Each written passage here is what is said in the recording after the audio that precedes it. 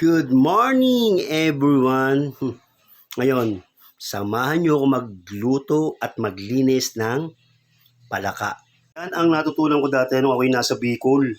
Kung paano magbalat ng palaka. Yan, tatanggal natin yung balat na yung palaka, lalaki na no. Palakang tubig yan, palakang ilog, kaya malalaki. Tara, samahan niyo ako dito. Ito lang yan. Yan, bago. Lagyan nyo ng abo. Pagkatapos, hihigipin nyo na ganyan, o. Ganyan, o. Yan ang pagbabalat na.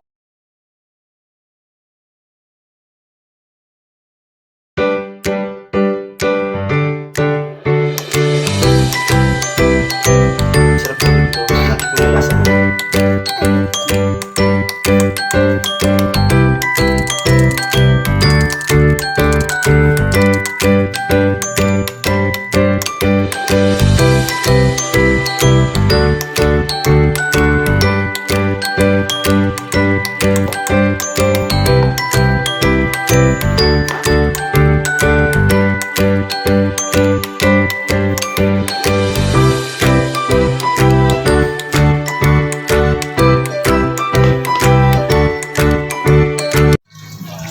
Alright mga daddy, magluluto tayo ng stir fry palaka. Ito yung sublimation natin sa ating paglilinis ng ating palaka.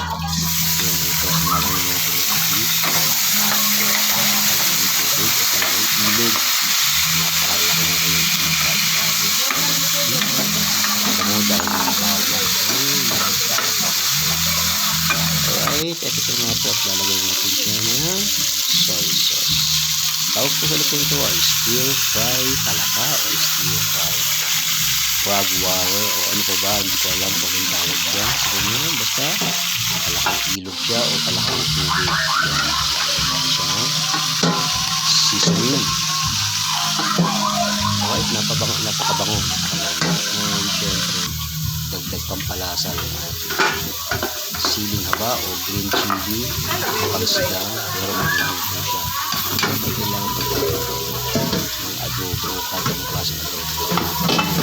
O stir fry, dapat maanghang, diba?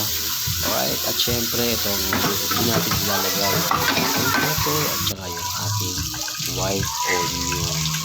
Diba? Yummy, lami kayo. Nag-imas, di palaka.